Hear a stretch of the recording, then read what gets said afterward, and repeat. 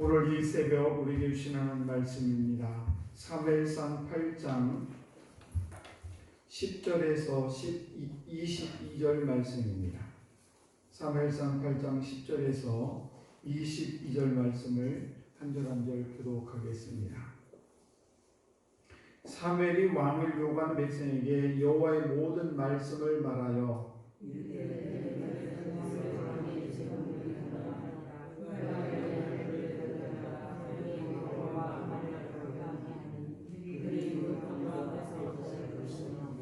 그가 또 너희의 아들들을 천부장과 50부장을 삼을 것이며 자기 밭을 갈게 하고 자기 주 하게 할 것이며 자기 무기와 병거와 병거의 장비도 만들게 할 것이며 그가 또 너희의 딸들을 데려다가 향유하는 자와 요리하는 자와 떡 굽는 자로 삼을 것이며 그가 또 너희의 밭과 포도원과 감람원에서 제일 좋은 것을 가져다가 자기의 신하들에게 줄 것이며 그가 또 너희의 곡식과 포도원 수산의 질들을 거두어 자기의 부인과 신하에게 줄 것이며 그가 또 너희의 노비와 가장 아름다운 소년과 나귀들을 끌어다가 자기를 시킬 것이며 너희의 왕들의 신분의 이름으로 장로들과 인도가 되시는 것이다. 그날에 너희는 너희가 택한 왕으로 말미암아 부르짖되 그날에 여호와께서 너희에게 응답하지 아니하시라 하니 백성이 성소를 받기를 거절하여 하되 하늘로부터 우리도 우리 왕이 있어야 하니 우리도 다른 나라들 같이 되어 우리의 왕이 우리를 다스리며 우리 앞에 나가서 우리의 싸움을 싸워야 할 것입니다 하니인지라. 사무엘이 백성에게 가도 여호와께 하더니 같이 합니다. 여호와께서 사무엘에게 이르시되 그들의 말을 들어 왕을 세우라 하시니 사무엘이 이스라엘 사람들에게 이르되 너희는 각기 성으로 돌아가라 하니라. 복되고 귀한 새벽입니다. 오늘도 이 귀한 새벽에 나오신 우리 사랑하는 모든 성도들에게 하나님의 크신 은총이 함께 하시기를 주의로 간절히 축복합니다. 오늘은 하나님 중심으로 사십시오 라는 말씀을 함께 은혜를 나누겠습니다. 오늘 함께 읽은 사무엘상 8장은 대단히 중요한 장입니다. 왜냐하면 신정정치, 이제까지는 하나님께서 사사를 통해서 이스라엘 나라를 계속해서 다스렸는데 이스라엘 백성들이 사사가 지겹습니다. 우리에게 왕을 주십시오 라고 하면서 이제 사사의 정치에서 왕의 정치로 넘어가는 그런 배경을 설명하는 본문이기 때문에 그렇습니다. 그래서 이 장에서 가장 많이 나오는 단어가 가만히 보면 왕이라는 단어가 한 10번 정도 나오기 때문에 그런 점에서 왕의 장이다라고 우리는 별명을 붙일 수가 있습니다. 당시 사무엘의 두 아들이 있었죠.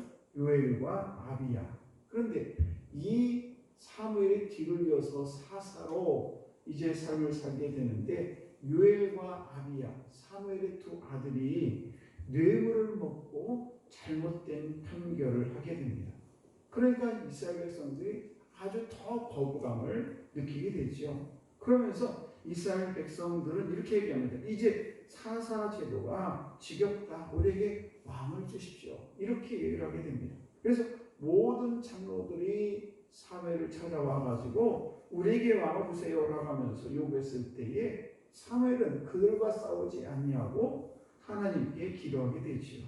그래서 하나님께서는 이 사무엘의 위대한 것은 자기 어머니도 한나가 얼마나 위대했습니까? 그래서 사무엘을 낳는데 역시 그 사무엘 역시 어려움을 당할 때에 그들과 다투지 않냐고 세상과 싸우지 않냐고 하나님께 나와서 기도한 부분이 너무 그 사무엘이 위대한 지도자라는 것을 알 수가 있습니다. 기도가 끝난 후에 사무엘에게 하나님께서 말씀하십니다. 7절 말씀을 보시게 되면 백성들이 너를 버린 것이 아니라 바로 나를 버린 것이다 라고 하면서 그 하나님께서 사무엘에게 위로의 말씀을 해주셨습니다.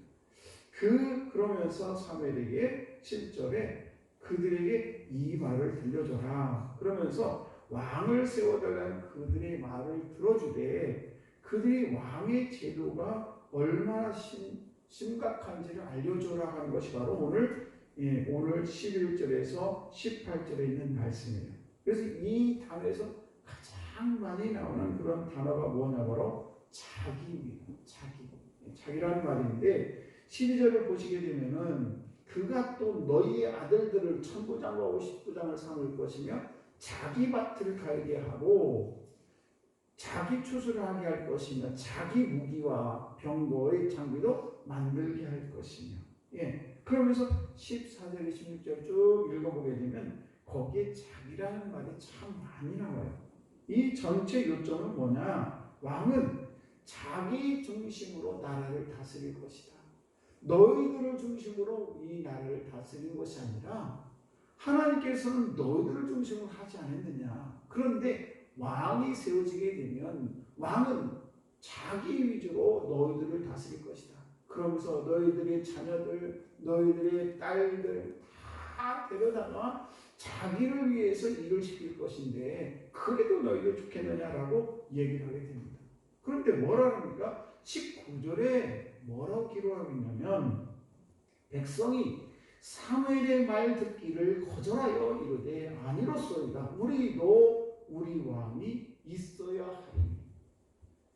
사무엘이 그렇게 설명을 했어. 너희들이 왕이 하나님이 다스리는 나라가 아니라 왕이 너희들을 다스리게 되면 너희들은 다 그 왕들에게 무언가를 해서 바쳐야 되고 또 왕의 모든 것을 맞춰야 되고 왕이 너희들을 거꾸로 다스릴 것이다 라고 아무리 얘기해도 이스라엘 백성들은 알아듣지를 못해요. 오늘 이 귀한 새벽에 나오신 저와 여러분들도 지금까지 생각해보면 다 하나님의 은혜지요. 우리가 살아가는 것 순간순간에도 하나님의 은혜입니다. 얼마나 큰 은혜를 우리가 입고 지금 살아가고 있고 내가 숨쉬고 이 새벽에 나와서 하나님께 엎드려 기도한다는 것은 하나님의 은혜예요. 정말 우리의 환경을 가만히 되돌아보면은 때로는 이스라엘 백성들처럼 하나님의 은혜로 우리가 살아왔는데 주변을 생각해보면 아니 이게 하나님의 은혜가 아니잖아. 더 우리에게 더 강력한 것이 필요해 라고 이스라엘 백성들이 왕을 달라고 하는 것처럼 우리가 때로는 아유 하나님이 계시긴 계신데 도대체 나와 무슨 관계가 있는가 하고 우리가 주님 앞에 하나님 앞에 때로는 불평을 할 수가 있습니다. 그러나 분명한 것은 이스라엘 백성들도 지금 하나님의 은혜 가운데 여기까지 왔는데도 불구하고 그 하나님의 은혜를 두 사사 말하면 그 사무엘의 두 아들이 잘못한 걸로 인해서 하나님을 배척하는 그런 일이 벌어지고 있다는 사실입니다. 때로는 우리가 믿는 사람들이 때로는 우리의 마음에 들지 않고 하나님의 말씀대로 살지 않을 때가 있습니다. 그런 그 모습을 보고 하나님이 인내 엄내한다는 것은 우리의 잘못인 거예요. 그것이 문제가 아니라 그 안에 그 삶 속에 우리가 이때까지 살아온 그 과정을 보게 되면 다 하나님의 은혜였어요. 그런데 내 주변의 환경, 나의 남편이라든지 내가 사업이 잘못된다든지 아니면 내가 병마련에서 아프다든지 내 자녀 때문에 속을 썩는다든지 이런 것들은 하나님의 은혜가 아니고 우리 주변에 있는 그런 사람들이 우리를 압박하고 우리를 힘들게 한 것들입니다. 그런데 이것이 하나님과 무슨 관계가 있냐고요. 하나님 우리에게 복을 주시고 하나님께서 우리에게 은혜를 베푸시길 원하시지 그들을 통해서 우리가 때로는 압박을 받고 어려움을 당하지만은 하나님이 하신 일이 아니에요. 다 인간들이 한 일인데 그것을 마치 하나님이 한 것처럼 잘못 생각하면서 하나님 필요 없어요. 우리에게 더 강력한 왕을 주세요라는 그런 이스라엘 백성들처럼 때로는 저와 여러분들이 하나님의 은혜를 다 잃어버리고 하나님보다는 나에게 물질을 더 주시고 하나님보다는 나에게 재물을 더 주시고 하나님보다 나에게 건강을 더 주십시오. 이렇게 외치는 그런 장로들이 될 수가 있다는 사실입니다. 오늘도 사랑하는 성도 여러분, 섬김의 종으로 우리에게 오시고 우리에게 정말 당신의 독생자 예수까지 우리 피 흘려 우리를 사랑하신 하나님의 은혜를 잊지 마시고 오늘도 하나님께 우리가 간절히 구하고 기도하시면 하나님께서 우리의 기도를 들어주시고 응답해 줌을 믿으시기 바랍니다. 오늘 하나님이 살아계시고 우리의 모든 삶을 지금까지 인도했듯이 나머지 모든 여정도 하나님만 온전히 의지하게 되면은 하나님께서 우리의 모든 삶을 인도하시고 우리를 가장 선한 길로 지금까지 인도했듯이 우리의 모든 삶을 나머지 모든 인생도 우리 주님께서 책임져 주실 줄로 믿습니다. 그런 하나님께 오늘도 기도하시면서 그 하나님의 은혜를 다시 한번 깨닫는 저희들 되시기를 주의 이름으로 축원합니다.